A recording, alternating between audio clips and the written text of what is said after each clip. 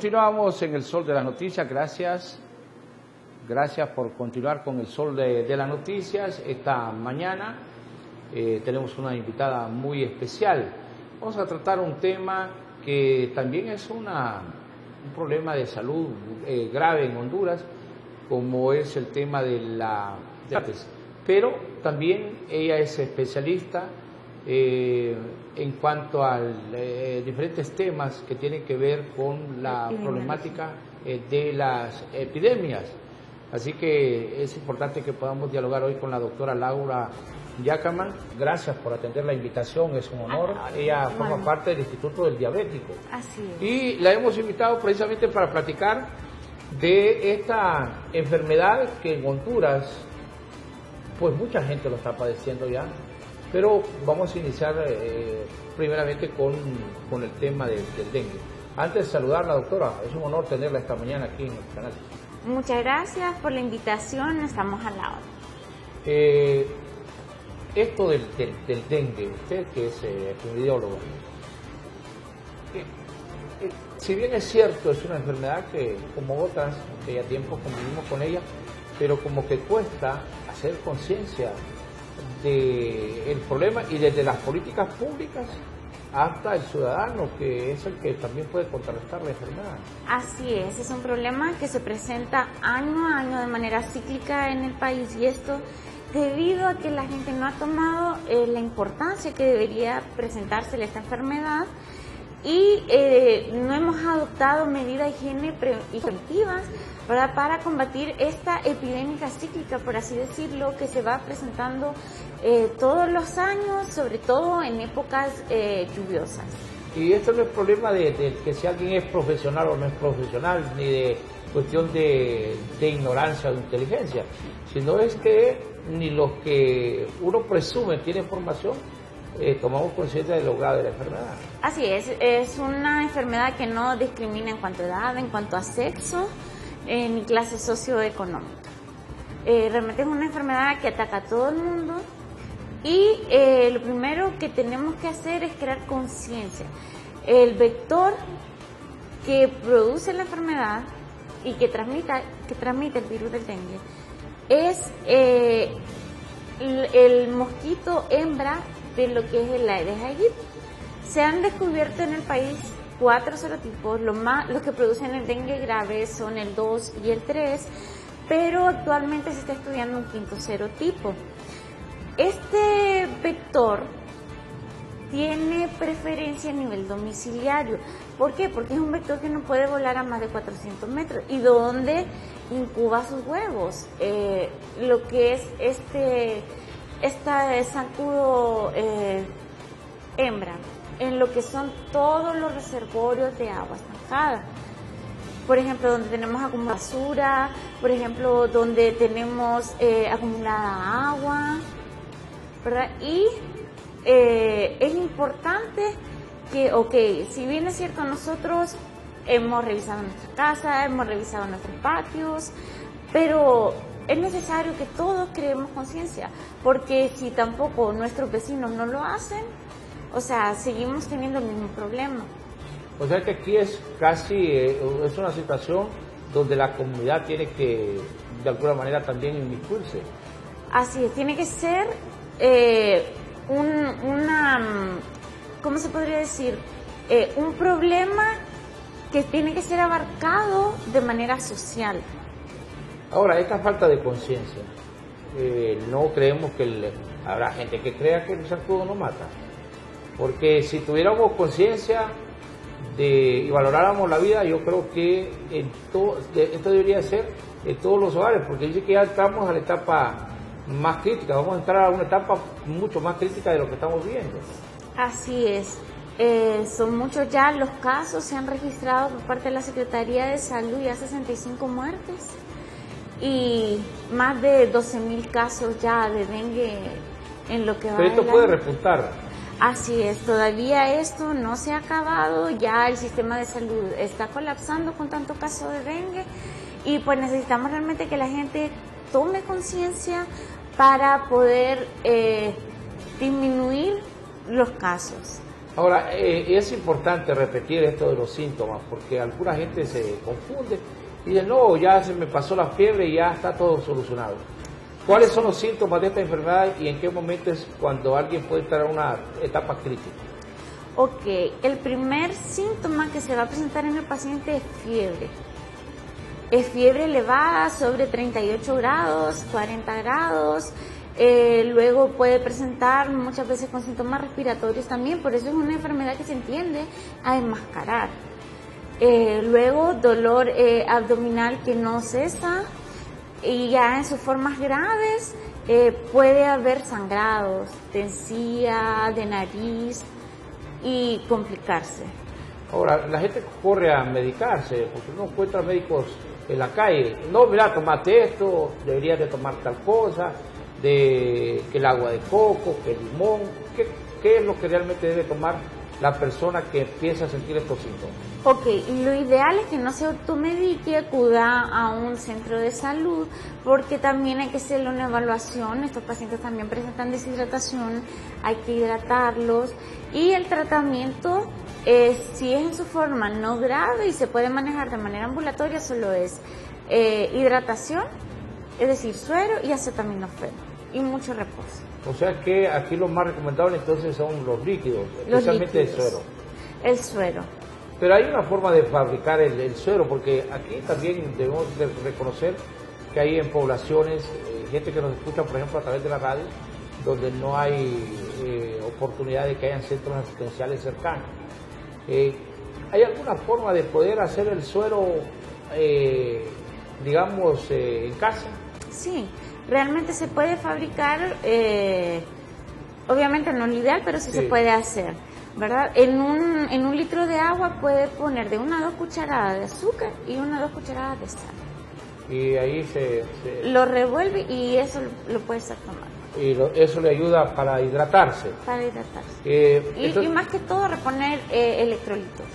Entonces, aparentemente es sencilla la forma como la gente puede, una vez que tiene los síntomas, poder contrarrestar la enfermedad. Si sigue los pasos adecuados. Lo mejor es ir a una clínica. A una unidad de salud. Y ahí que le den la orientación. Bueno, pero yo le he invitado para que hablemos un poco también de este otro problema que está afectando mucho a la población. ¿Qué es la diabetes y cómo la podemos, bueno, en primer lugar, qué es la diabetes y qué tipo de diabetes? Okay. La diabetes mellitus es una enfermedad que se caracteriza por niveles elevados de glucosa en sangre. Nosotros tenemos en el cuerpo un órgano que se llama páncreas y tenemos unas células que secretan una hormona que se llama insulina, ¿verdad? Entonces, cuando este órgano no produce insulina, se produce la diabetes mellitus tipo 1. Y cuando produce insulina de manera insuficiente, se produce la diabetes mellitus tipo 2. Esta enfermedad, la gente tiende a decir el azúcar en la sangre. Ustedes los médicos le llaman glucosa. Pero, ¿cuáles son los síntomas que se encuentra uno con esta enfermedad? Ok, lo primero que va a sentir el paciente es mucha sed, mucho apetito, muchas ganas de ir al baño, pérdida de peso, inexplicable, muchas ganas de comer. ¿Tiende a ser obeso el que, por algún tiempo, el que padece de la gente que mantiene demasiada gordura, como decimos nosotros aquí en Honduras? Ok. Tenemos factores de riesgo para la aparición de la enfermedad, factores de riesgo modificables y no modificables, ¿verdad? Y dentro del de riesgo modificable está el sobrepeso y la obesidad. Entonces, en este caso, ahí ya merece un tipo de tratamiento diferente. Así es. O sea, más que todo, bueno, se podría decir que son enfermedades concomitantes, tanto lo que son, una desencadena a la otra. Y bueno, el tratamiento realmente, para que sea integral de la diabetes mellitus, incluye una alimentación balanceada y adecuada. Pero es que los hondureños también debemos de reconocer que aquí la gente come frijoles, arroz y espagueti. Sí. Esa es una bomba para y se beben una botella de Coca-Cola o de Pepsi o de cualquier de estos refrescos, ahí me imagino que se complica entonces el tratamiento. Sí, así es. O sea, cuando un paciente ya es diagnosticado, lo primero que hay que hacer es crearle conciencia.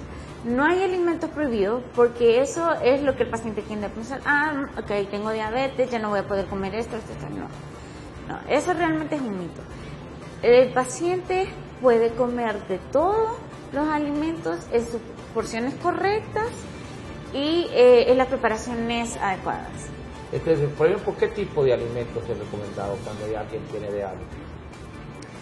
Cuando hablamos de porciones, porque la gente se pierde, digamos, en el arroz, ¿cuántas cucharadas? En los frijoles, en los espaguetis. Ok, para una persona realmente es muy fácil obtener guías del buen comer, Sí. ¿verdad? Hay una que utilizamos bastante, que es el plato del buen comer. No es... bueno, ya cuando está con tratamiento con nutricionistas, sí ya se le da lo que es un régimen ya con porciones medidas o pesadas, ¿verdad? Todo dependiendo del nutricionista. Pero esta guía del buen comer, este plato del buen comer es un poco más estandarizado y más fácil que lo adopte la persona. ¿En qué consiste? En que un cuarto del plato es carbohidrato. ¿En qué consisten los carbohidratos? En alimentos como la papa, el arroz, la yuca. El otro cuarto es proteínas. Aquí podemos incluir todo lo que son las carnes magras, es decir, que no sean ricas en grasa, como ser el pollo, pescado, la carne de res. En este cuarto de plato también podemos incluir lo que son los frijoles, porque la gente al hondureño le gusta comer muchos frijoles.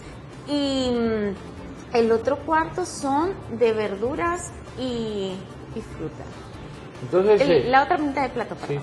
O sea que un plato normal, digamos, es un cuarto lo que ocupamos para poner un pedacito de carne. En el otro podríamos poner, si a la gente aquí le gusta el espagueti, el arroz, entonces una porción de arroz, y la otra buscar compartirlo con frutas, decía usted. Así es. Y fíjense que la fruta ahora es barata, lo que pasa es que la gente, no sé por qué los hondureños nos complicamos tanto.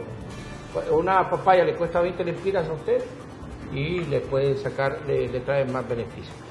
Pero entremos ya al tema de la enfermedad. Mucha gente le empieza, digamos, a doler los pies, tiene malestar en las piernas, tiene lo que usted decía, le da sed, dificultades para caminar, y como que se resiste la gente a ir al médico. ¿Ante qué estamos frente a síntomas como estos? Ok, lamentablemente cuando una persona ya empieza a presentar estos síntomas y se le realiza el diagnóstico, ya han pasado por lo menos 5 a 7 años.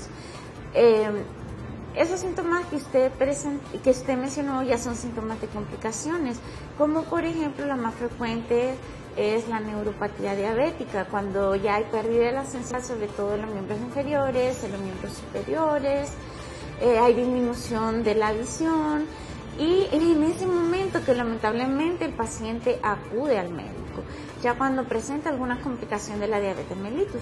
Por eso también como Instituto del Diabético estamos apostándole a lo que es la prevención a través de los tamizajes, que son los tamizajes, la realización de la detección oportuna de la diabetes mellitus a través de la glucometría. ¿Qué pasa cuando un familiar nuestro, en el caso de la madre, el padre, el abuelo, la abuela, han tenido la diabetes? ¿Hay posibilidades de que uno la pueda padecer? Así es, cuando uno de nuestros padres presenta la enfermedad, usted tiene 40% de probabilidad de presentarla, y cuando los dos padres son diabéticos, el 70%. Entonces ya es casi obligatorio que la persona tiene que iniciar una revisión periódica de examinarse la glucosa. Sí, como mencionaba anteriormente, hay factores modificables y factores no modificables para contraer la enfermedad. Dentro de los no modificables está lo que es la carga genética.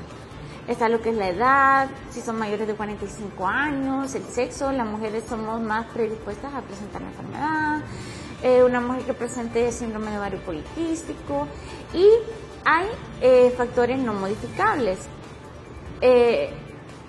Modificables como ser el sedentarismo, sobrepeso, obesidad, es decir, cambios de, estilos de vida que no son saludables. Entonces, una persona en esa condición, ¿qué es lo que tiene que hacer? Si aún no se le ha detectado, empezar a cambiar su estilo de vida y transformarlo a uno más saludable. ¿Cómo? Haciendo ejercicio, alimentándose de manera adecuada, manteniendo su peso dentro de los rangos normales. Porque regularmente la gente que dice, no, es que este país es un país de pobres, y entonces, pero uno ve a la gente rechonchona, ¿verdad? O vemos al niño que está gordito y decimos, no, este cipote está sano, pero es todo lo contrario. ¿Qué es lo que ocurre en estos casos? Ok, lo que son las enfermedades no transmisibles incluye la diabetes, la hipertensión, sobrepeso, obesidad. Cada vez se está viendo más relacionada con la pobreza. Antes se creía que eran enfermedades de gente rica, por así decirlo, y hoy en día no. Y esto debido a lo que usted menciona, a que los niños, entre más gorditos los vean, creen que están más saludables y realmente no es así. Entonces la mamá, para que el niño esté gordito, le da más comida, tal vez alimentos inadecuados para la edad. Y entonces por eso es que desde temprana edad se están comenzando a ver todas estas enfermedades.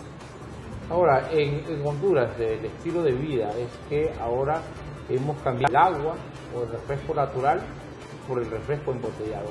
¿Qué repercusiones tiene esto? Ok, sí se ha asociado todo lo que son los refrescos, las gaseosas, ¿verdad?, a la aparición de enfermedades no transmisibles como la hipertensión arterial, la diabetes mellitus. Dicen que los porcentajes de azúcar en estas bebidas es altísimo. Así es. Un refresco tiene aproximadamente entre 10 a 12 cucharadas de azúcar. ¿Y esto ya en el cuerpo? Es bastante. Pero vemos que la gente, como que es normal, ya en los hogares, al mediodía, en la tarde y en la noche, tiene que estar una botella de refresco de 3 litros en el hogar, y esto en los niños ya va causando también. Si hay un niño que pueda tener, digamos, que venga predispuesto a la enfermedad, se desarrolla con más facilidad. Así es. ¿Qué es lo que pasa? Por la cantidad de azúcar que tiene, de hecho un refresco, de la cantidad que tenemos que consumir de azúcar al día son 23 gramos. Y un refresco de cola o de cualquier refresco embotellado, azucarado, tiene más de la porción de azúcar que debemos de consumir al día. ¿Cuánto hablaríamos, por ejemplo, de un refresco?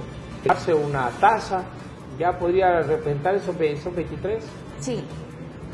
Ya hacer un vaso ya es doble. Es el doble, o sea, una botella ya sobrepasa la cantidad de azúcar que se requiere al día. ¿Usted sugeriría, con la experiencia que tiene, que los centros, y porque también tiene su experiencia en este campo de la enfermedad, sugeriría que en los centros educativos se regule el uso de este tipo de bebidas? El consumo de refrescos, sí. Así es, porque tenemos que disminuir todo lo que son estas enfermedades. Cada vez más se están dando casos de diabetes a temprana edad, y eso es lo que queremos evitar. O sea, la prevención debe iniciar a temprana edad y sobre todo en los padres de familia. O sea que la diabetes no está destinada solo para la gente adulta, de la tercera edad o gente adulta. Antes se creía que era una enfermedad de la tercera edad. De hecho, hasta el día de hoy todavía el 60%, el 55% de los pacientes diabéticos tienen más de 60 años. Pero se está viendo de que ha aumentado los casos de pacientes diabéticos en menores de 20 años. Cuando una persona se hace el examen de la glucosa, cuando esta persona puede ya determinar que tiene problemas con la diabetes. ¿Y cuál es el control normal de los porcentajes? Ok, el valor normal es de 70 a 100 en una glucometría en ayunas.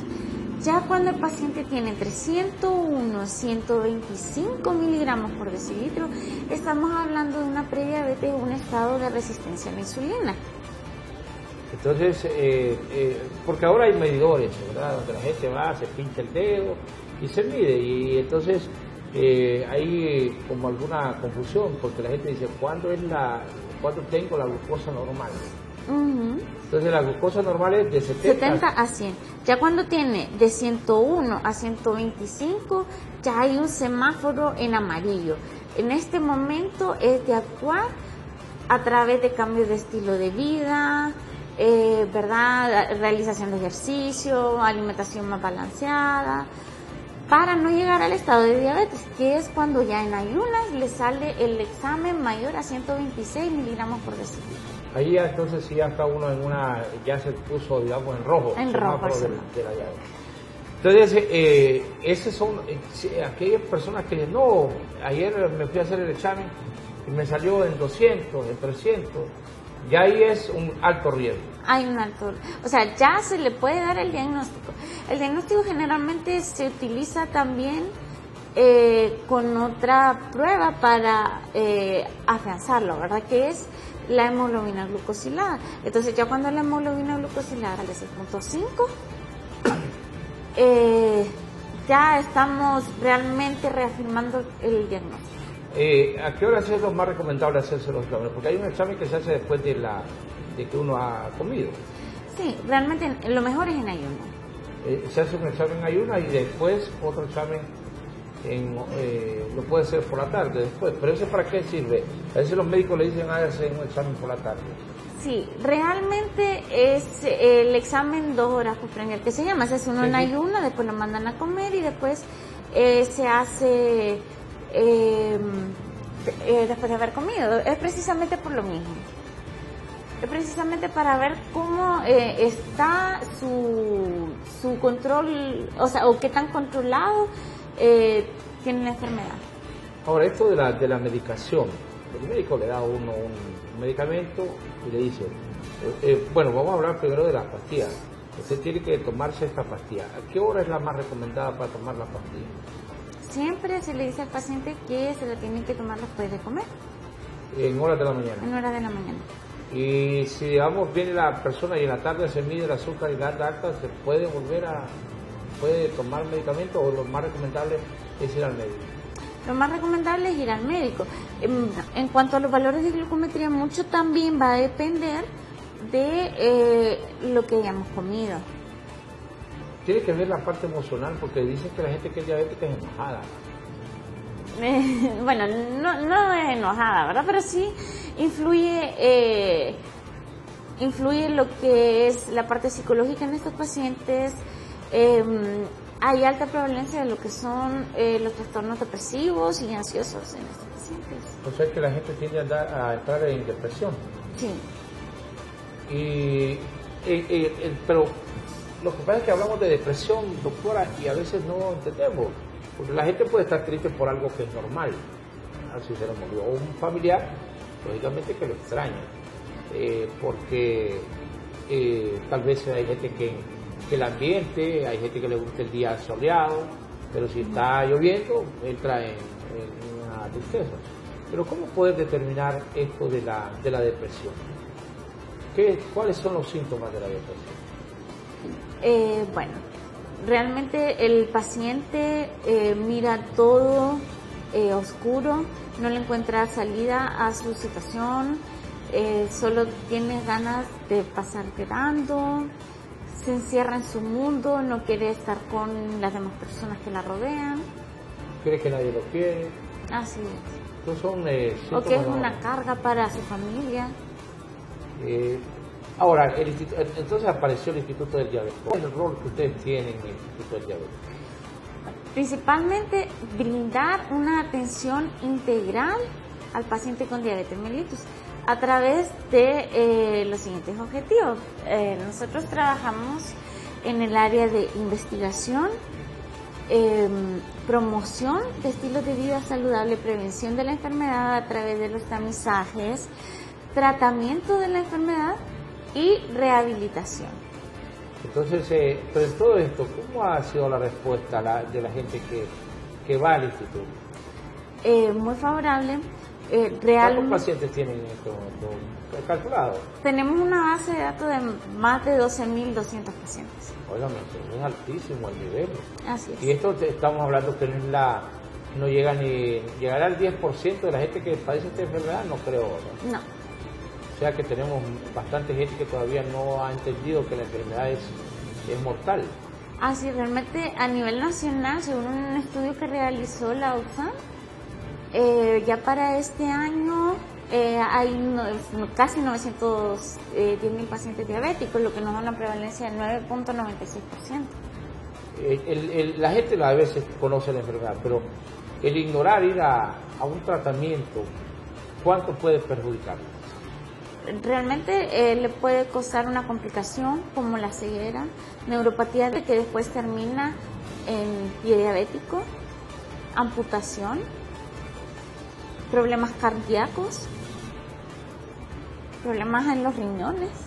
O sea que no solamente la enfermedad es que puede provocar un problema, sino que alrededor de la enfermedad hay cantidad de problemas. Hay cantidad de problemas, así es. Entonces, entonces, ustedes cuando el paciente llega al instituto, ¿qué es lo primero que le recomiendan? Bueno, entra con el especialista, ¿verdad? Le inicia el tratamiento, muchas veces son referidas de otras unidades de salud y se le mandan a hacer todos los exámenes y siempre se le da cita cada 3 meses. Bueno, dependiendo de la condición también en la que se encuentre el paciente. Ahora, hay posibilidades de que una persona que sea prediabética logre, no digamos erradicar la enfermedad, pero evitar entrar a situaciones críticas. Así es. Como lo mencioné anteriormente, con estilo de vida saludable, y realmente un paciente diabético también tiene que entender eso. El paciente diabético puede llevar un estilo de vida normal si cambia sus hábitos. Y ese es el mayor inconveniente, porque la gente dice, no, es que mi mamá me cocinaba de esta manera, o mi esposa me cocina, o la persona donde él come, lo que me gusta es la comida con grasa, los carbohidratos, como lo que hablábamos, los macarrones, le dicen, los espaguetis, el arroz, la yuca, todos estos productos de alguna manera provocan problemas al momento de comer. Así es, porque todos esos carbohidratos simples se convierten en azúcar cuando son ingeridos. Ahora, ¿cómo hacer para ir, porque aquí la familia también juega un rol importante? ¿Qué papel juega la familia alrededor de un enfermo diabético? Realmente el principal ente que apoya al paciente. Por ejemplo, necesita mucho apoyo psicológico, al momento también de lo que es la alimentación, ¿verdad? Es difícil, por ejemplo, cuando un paciente le dicen que tiene que comenzar a comer saludable y quiere empezar, pero los demás miembros de la familia no apoyan. Sí, entonces aquí es un trabajo familiar. Familiar, así es. Pero, digamos, en el caso de la tercera edad, hay que reconocer que todavía en la sociedad hondureña, o no sé si es que se ha perdido, o todavía no hay el respeto, la solidaridad con las personas de la tercera edad, aún dentro de los mismos hogares. Entonces decía, es que este señor cada rato quiere ir al baño, esta señora está yendo cada rato al baño, o empiezan a tener problemas, que le duelen las piernas, que le duele esto, y no le paran bola, como decimos los hondureños. Ante esta situación, me imagino que a ustedes se les dificulta también el trabajo como médico. Así, bueno, afortunadamente siempre nuestros pacientes, cuando ya son mayores o de la tercera edad y no pueden acudir solos, siempre hay un familiar que ve por ellos y los lleva a consulta y están pendientes de lo que son sus exámenes, de retirar sus medicamentos. Pero usted está centralizado lo que es el instituto en este momento, ¿lo tienen ya en otras partes del país? En este momento el instituto solo funciona acá en Tegucigalpa, el área clínica, pero en San Pedro Sula estamos comenzando con la parte de promoción y prevención. ¿Cómo podemos, y ese es el objetivo de invitarle, porque hacerle conciencia al paciente de diabetes que tiene que recurrir a un tratamiento que no es cuando yo quiera, cuando yo pueda, sino que debe ser de manera permanente. Así es importante que siempre el paciente acuda a sus citas regulares, ya sea a la unidad de salud más cercano o al instituto, y tenga ese apego al tratamiento. Es algo que, bueno, a través de estilos de vida, por ejemplo, si el paciente es obeso o si el paciente comienza con la realización de actividad física, comer más saludable, va a tener que ir dependiendo cada vez menos de dosis más bajas de medicamento, va a poder evitar complicaciones a futuro como amputaciones, como pérdida de la visión. Ahora, en esto, volviendo un poco al tema de la alimentación, las frutas dicen que hasta determinada hora es recomendable comerlas. ¿O es mito eso también? No, ese sí realmente es un mito. Todas las frutas, al igual que todos los alimentos, tienen un índice glucémico, ¿verdad? ¿Qué es el índice glucémico? Que es la capacidad que tiene el alimento al ser ingerido de elevar sus niveles de glucosa en sangre. Entonces, hay alimentos, por ejemplo, de índice glucémico medio y bajo que sí se pueden consumir, como por ejemplo el mango, la papaya, lo que es la pera, durazno, todo ese tipo de frutas sí se pueden consumir. Y hay otras frutas que sí las tenemos que restringir un poco más, pero... El banano, por ejemplo, que es común. El banano, la uva, la sandía. ¿En qué horario es más recomendable comerlo? De preferencia es que se pueden comer, pero no en cantidades excesivas, todo en porciones adecuadas. Es que algunas dicen que en horas de la noche, por ejemplo, la fruta no se debe consumir porque no ¿tiene algo de veracidad esto? No, realmente sí se puede comer. Es recomendable, como mencionaba, consumir frutas de índice glucémico medio bajo, como las que ya mencioné, y las otras dejarlo para horas de la mañana o como merienda por la tarde. ¿Cuánto debe de caminar diariamente una persona que tiene diabetes? ¿Lo recomendable? 30 minutos de 3 a 5 veces a la semana. No es correr. No es correr, es caminar. Realmente el ejercicio no debe de doler. El paciente tiene que hacer el ejercicio que él pueda realizar. Pero sí hay algunas recomendaciones ya cuando se tiene diabetes. Sí, así es. Siempre que no tenga alguna afectación visual como retinopatía diabética, o si tiene neuropatía diabética, tiene que utilizar lo que es una vestimenta adecuada, que no le quede apretado, y el calzado igual, que utilice unos tenis que no le aprieten y ni le vayan a lastimar. Otra cosa muy importante, siempre antes y después del ejercicio debe tomarse los niveles de azúcar en sangre. Ahora, cuando ya la gente tiene problemas, heridas, esto es el tema de las heridas, porque yo he visto cantidad de personas que le han tenido que amputar el pie, el brazo, la mano, la pierna, debido a una herida, se descuidaron e inmediatamente entraron a un tema delicado de salud. ¿Qué cuidados se debe de tener cuando hay situaciones como esta? Ok, primero, tener apego al tratamiento. Acudir al médico, seguir sus recomendaciones y sobre todo estar pendiente, vigilar sus pies todos los días, ver si no hay algún tipo de lesión y si la presenta inmediatamente buscar asistencia médica. Regularmente en el diabético hay resequedad en la piel y en los pies. Así es, se puede, si detecta que tiene el pie muy reseco, se puede hidratar con vaselina. Ahora, ¿qué ocurre cuando el paciente tiene dolor por la rinopatía, porque tiene dolores en las piernas. ¿Hay algún mecanismo? Dicen que el agua caliente, el agua fría, ¿qué es lo que es más recomendable para poder evitar el malestar, el dolor? Realmente, si ya ha llegado a ese extremo y tiene dolor, es que no tiene el azúcar controlada. Porque para que la neuropatía esté causando algún tipo de molestia, es que no ha tenido niveles de glucosa en niveles óptimos. Entonces ahí sí es recomendable para que se esté chequeando el azúcar, esté tomando sus medicamentos y de ser necesario acudir al médico para que le dé tratamiento para esa complicación. Porque esto ya estamos hablando de personas con alto nivel.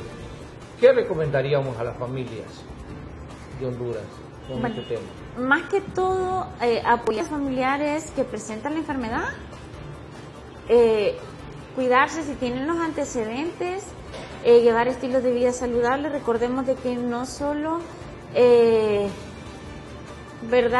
depende del paciente que presenta diabetes mellitus, sino que también es responsabilidad de nosotros prevenir la enfermedad, eduquémonos y si tenemos hijos, tratar de que ellos también adopten desde pequeños estilos de vida saludables.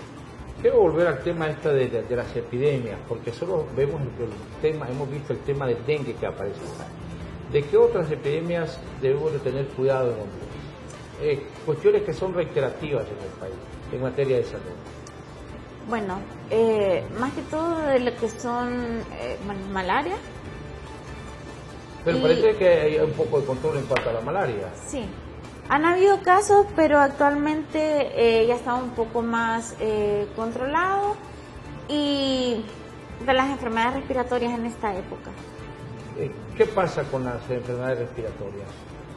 ¿Por qué es que hay incidencia? ¿Es que la gente es propensa a este tipo de problemas de la salud? Principalmente por la contaminación ambiental que se está dando en este momento y por los cambios climáticos. ¿Qué mecanismos a seguir? Porque lo más es la gripe, ¿verdad? Que son las que... Pero hay complicaciones de la gripe. ¿Qué tipo de gripe sean las que tenemos que tener cuidado? Bueno, lo que es la gripe es una enfermedad viral que produce una inmunosupresión.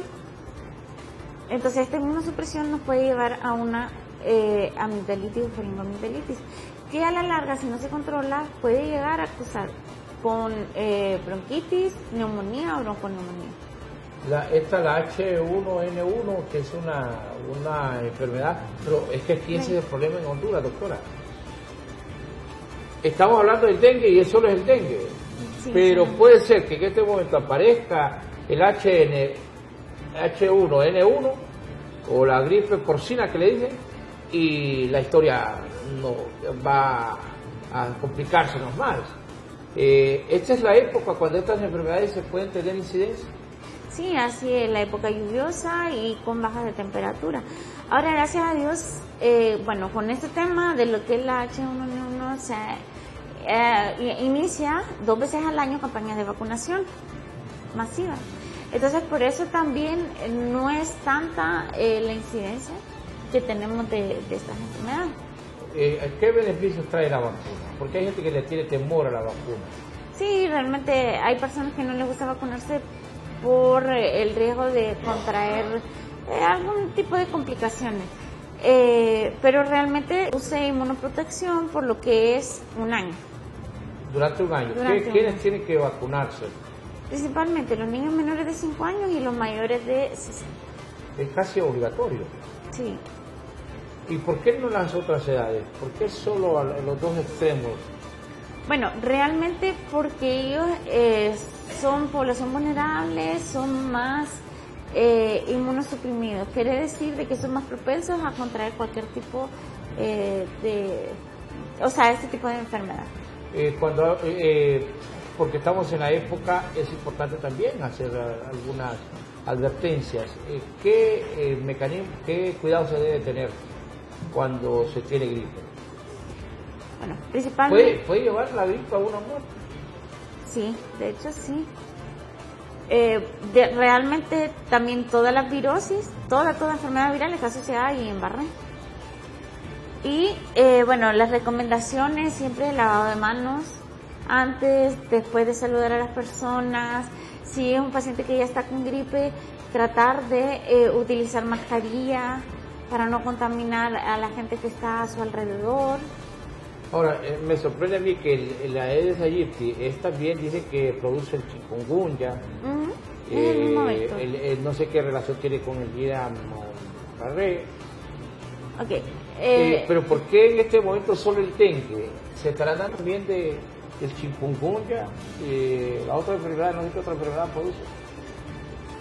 Realmente se ha manejado que toda fiebre es dengue, hasta que no se muestre lo contrario. Se están haciendo serologías, las cuales salen positivas para dengue, ¿verdad? A diferencia del chikungunya, presenta sintomatología muy diferente.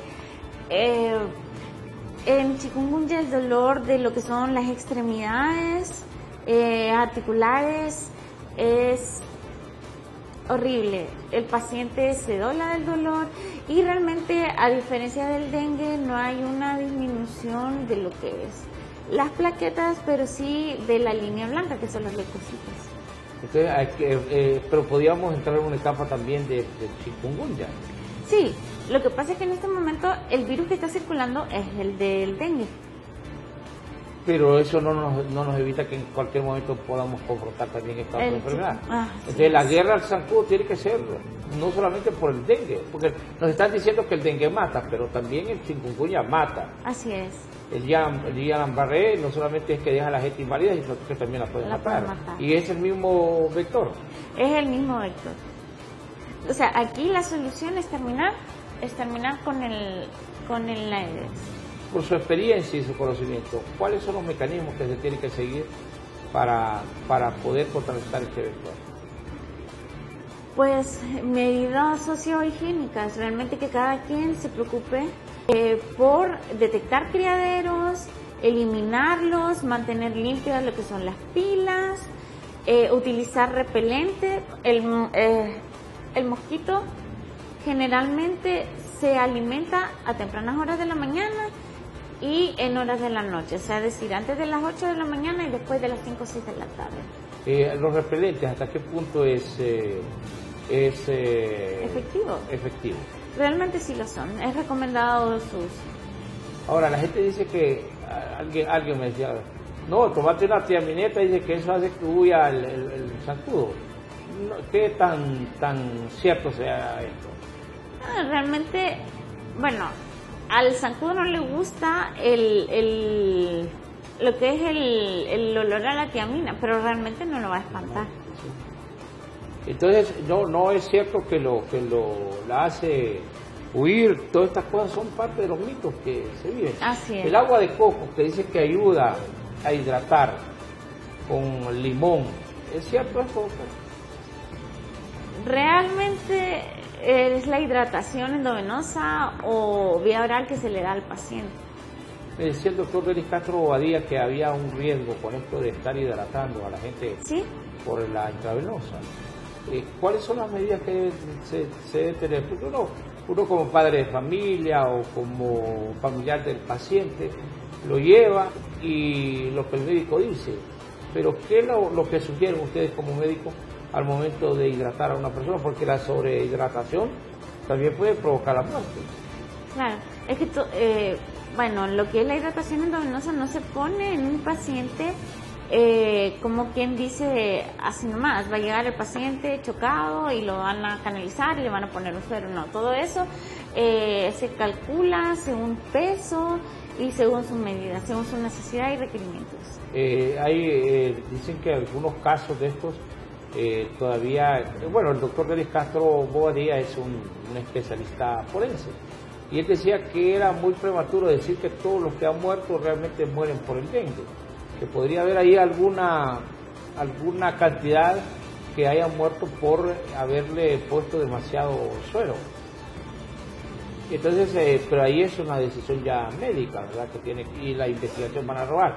Pero, ¿qué es lo más recomendable? Pues al familiar que le están atendiendo por dengue, al momento de darle, hidratarlo. Si no se tiene la capacidad de que sea por vía intravenosa, entonces es mejor que le den tomado, como decimos. Todo depende del estado del paciente. Si es un paciente que se puede manejar de manera ambulatoria, sí. Realmente uno sugiere que se le dé a libre demanda el suero, dependiendo de cómo vaya necesitando el paciente, a medida de cómo se vaya sintiendo. También hay unos signos, ¿verdad?, para detectar el nivel de hidratación del paciente.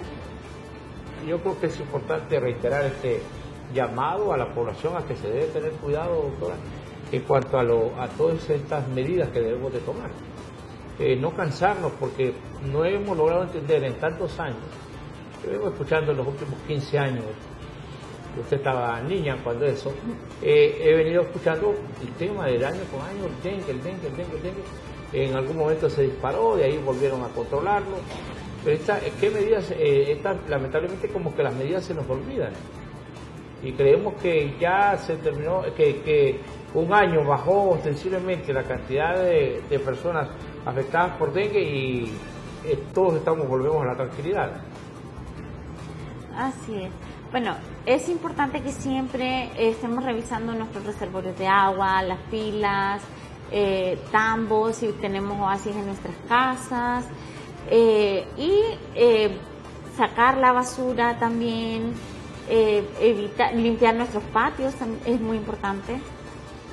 Ahora, usted es chilena. Sí. ¿Cuál es la diferencia entre el hondureño o la cultura de ver estos temas de salud? Realmente que allá priorizan otro tipo de enfermedades. Allá, por ejemplo, las enfermedades vectoriales no se dan. Las que predominan son las enfermedades no transmisibles y las enfermedades respiratorias. Pero sí hay políticas públicas que crean toda una sensibilización en la población. Así es, y tienen un sistema de salud que siempre va orientado a lo que es la atención del paciente, la atención integral del paciente en todos los niveles. ¿Y el tema de la prevención? ¿Cómo andan? Allá se trabaja bastante también en la prevención. Parece que aquí nos hace falta un poco más. Pero se está trabajando en eso también. ¿Sí siente usted de que se están tomando medidas en este sentido? Así es. Y yo creo que es cuestión también de cuánto nosotros podamos ir contribuyendo por nuestra propia salud. Mire, hemos hablado de dos temas hoy, el dengue y la diabetes, pero de por medio está la voluntad que tengamos como personas para sentirnos bien nosotros, y si es un familiar con mucha más razón. Así es. Entonces, reiteramos, el Instituto del Diabético está abierto para cualquier persona, que algún requisito en particular tiene que llevar a alguien, lo tiene que llevar a alguien, o puede llegar tranquilamente el paciente. Puede llegar el paciente, para ser atendido necesita solo una referencia, el carnet de San Felipe, y se le abre expediente ahí en el instituto. Y ahí entonces ya ustedes, ¿qué áreas hay dentro del instituto? Ok, contamos con servicio médico y servicio de apoyo. Tenemos servicio, el servicio de medicina interna, medicina general, oftalmología, nutrición, terapia física y rehabilitación, odontología. Y dentro de los servicios de apoyo tenemos lo que son la toma del electrocardiograma, tenemos una área de urgencia para compensar a los pacientes que vienen con glucometrías alteradas. Ahí también tomamos glucometrías a los pacientes. O sea, que si un paciente se siente mal, puede ir. ¿Hay emergencia en el área? Bueno, sí, compensamos a los pacientes que tienen alteración en la glucosa, y ahí el especialista decide si es necesario remitirlo a un centro de segundo nivel. Ahora, en esto de la diabetes hay un asunto que de repente se me escapó. ¿Cuándo es más peligroso? ¿Cuando se sube el azúcar o cuando se baja? Realmente cuando se baja, porque puede llegar realmente a un paro cardiorrespiratorio. Bueno, obviamente una complicación también, pero es más severa una hipoglicemia. ¿Cuáles son los síntomas del paciente cuando le falta, digamos, el azúcar? por utilizar un término? Mareo, debilidad, él puede llegar hasta perder la conciencia o tener alteraciones de conducta. ¿Qué es lo recomendable cuando hay personas con estos síntomas? Bueno, inmediatamente que lo lleven al médico, pero antes que le den una cosa. Puede ser, lo más recomendable es que le pongan una cucharada de miel bajo la lengua. ¿O con un confite? Depende, porque si es un paciente que está en estado de inconsciencia, no se le puede dar porque puede broncoaspirar. Pero un vaso de refresco. Si es un paciente que está consciente, sí. Eso le ayuda por lo menos a... Porque he escuchado médicos decir, es mejor que alguien pueda tener la azúcar alta y se le puede ayudar a bajar. Pero ya un paciente, entonces hay que aprender a vivir con la enfermedad. Cuando se baja el azúcar es mucho más riesgoso que cuando se sube. Así es. Entonces hay que buscar el mecanismo que le suba la glucosa. Entonces, si repetimos los síntomas de estas personas. Ok, debilidad, mareo, puede llegar a perder la conciencia, cambio de conducta. Ese cambio de conducta, como por ejemplo, ¿qué? Desorientación, puede comenzar a hablar incoherencia. Entonces ya ahí significa que la situación está un poco complicada. Lo más recomendable ahí es lógicamente buscar un hospital. Pero lo básico, lo elemental que hay que hacer en ese momento. Administrarle una dosis de glucosa vía oral. Entonces, en este caso usted dice, es mejor la miel, y si está consciente, un refresco. Y si está un poco más tranquilo, ya podría recurrir a un confite. Así es. Algo que tenga dulce, que sea... ¿el azúcar granulada puede jugar algún papel? Es mejor en ese caso que se disuelva en un poco de agua. O sea, agua azucarada ya brindarle la oportunidad entonces al paciente. Bueno, doctora, ha sido un placer saludarla. Cuénteme, ¿a qué edad, cuánto tiempo vivió en Chile o a qué edad se vino a Honduras? A los 18. A los 18 años. ¿Y cómo fue esa experiencia venir a Honduras después de que Chile es tan helado, tan bonito? Bueno, encantador. Yo he tenido la oportunidad le contaba que estuve en Santiago, en Valparaíso y en otras ciudades allá de Chile y es agradable. Ese cambio radical, ¿cómo fue? Realmente Honduras es un país maravilloso, me ha encantado, su gente también. Me ha regalado mis carreras, estoy muy agradecido y no sé, me gusta el país, su gente. Su mamá es hondureña, su papá es chileno. Y esta relación de culturas, ¿cómo ha sido? La comida chilena y venir a comer la comida hondureña, ¿ha sido un drástico ese cambio o no? No he tenido problemas con eso. Porque su mamá cocinaba ya, me imagino, al estilo hondureño. Sí. Qué muchas veces. Qué bueno, qué agradable poder tenerla acá y gracias por atender la invitación. Ojalá tengamos la oportunidad en próximos programas de que nos acompañe aquí, porque el objetivo nuestro es ir haciendo conciencia, o sea, que la gente no se muera por enfermedades que pueden ser prevenibles y que si ya tiene la enfermedad, pues que busque un estilo de vida que le permita vivir mejor, porque hay que señalarlo. Ya cuando uno es consciente de una enfermedad y no se trata, no solo se complica la vida uno, sino que le va complicando la vida a los demás, ¿verdad? Porque ahí tal vez por la falta de cuidado, por la falta de atención de un paciente, le terminó complicando la vida a toda una familia y a la sociedad, porque si él se hubiese cuidado, ese espacio lo podría ocupar otra persona, ¿verdad? Eso ya es medicamento que no se gasta. Porque la gente dice, no, es que tiene que atenderme en el hospital, pero ¿qué responsabilidad tuve yo para llegar a esos niveles de descuido que tenga que gastar el Estado dinero que pudo haberse utilizado para otras cosas y no necesariamente para tener que atender a alguien que bien pudo controlar su salud, poner la atención adecuada y poder tener una mejor calidad de vida, porque ya cuando la gente tengo amigos que son pacientes renales y veo lo complicado que es para ellos, que tienen que ir 2 o 3 veces por semana. Tengo amigos y familiares que les han tenido que amputar sus extremidades y ya la vida se les dificulta a ellos y a su familia. Entonces, antes de que usted entre a situaciones como esta, lo mejor es prevenir. Nuevamente, gracias. Ha sido un honor tenerla aquí en el canal y en el programa, y a ustedes gracias también por la sintonía. Les invitamos para que continúen con el único y más completo canal de noticias. Pásela bien.